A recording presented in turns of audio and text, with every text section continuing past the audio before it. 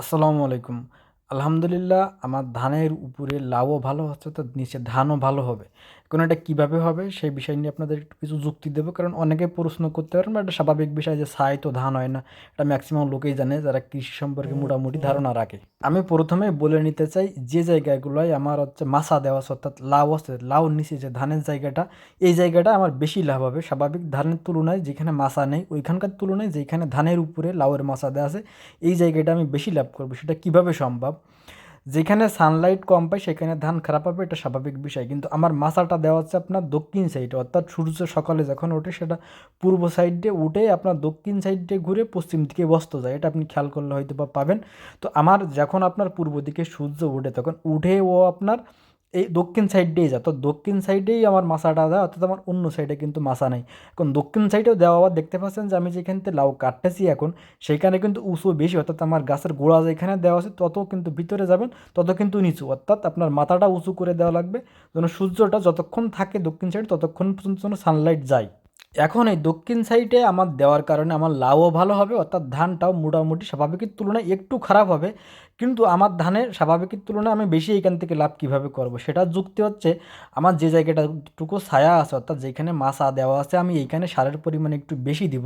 অর্থাৎ সারের পরিমাণ একটু বেশি দিলে গাছটা ভালো হবে, অর্থাৎ ধান গাছ ভালো হবে, বাট ফলন একটু কম হবে। কিন্তু আমার এলাকায় আপনার ধানের তুলনায় ধানের গাছের বেশি দাম বললে ভুল হবে না, কারণ এই বছর আমরা ১,০০০ আঁটি অর্থাৎ এক মুঠো ধানের গাছ আমরা বিক্রি করেছি ৭,০০০ টাকা, অর্থাৎ এক আঁটির দাম ৭ টাকা।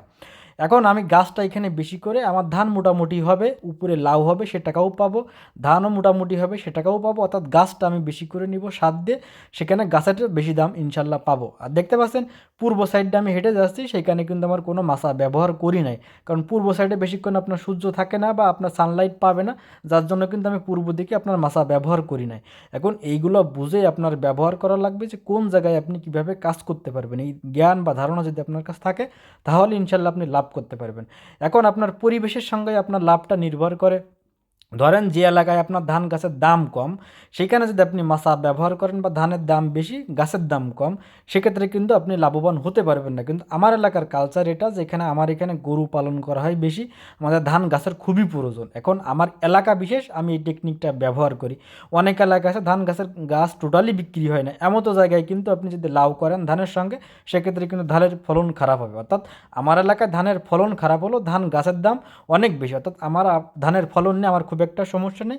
সবজির দামও আমার এলাকায় বেশি, অর্থাৎ ধান গাছের দামও বেশি, ধানের দামও মোটামুটি ভালো, কিন্তু আমার ধানের থেকে এইগুলাই লাভ বেশি, অর্থাৎ লাউটাই লাভ বেশি। এখন দেখতে পাচ্ছেন আমি যে জায়গা থেকে লাউ কাটতেছি এটা হচ্ছে আপনার আমার মাচাটা উত্তর সাইডে দেওয়া, অর্থাৎ উত্তর সাইডে কিন্তু সানলাইট ভালো পাই না, যার জন্য আমি এখানে ধান রোপণও করতে পারি নাও করতে পারি। অর্থাৎ আপনারা যখন করবেন ধানের উপরে তখন অবশ্যই দক্ষিণ সাইডে করার চেষ্টা করবেন।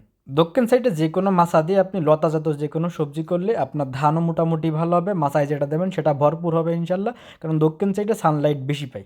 সর্বোপরি যারা কৃষিকাজের সঙ্গে যুক্ত হবেন তারা অবশ্যই চেষ্টা করবেন সানলাইট পাবে এমন জায়গায় সবজি চাষ করার জন্য, বা বিশেষ করে লতা জাতীয় সবজি করার জন্য।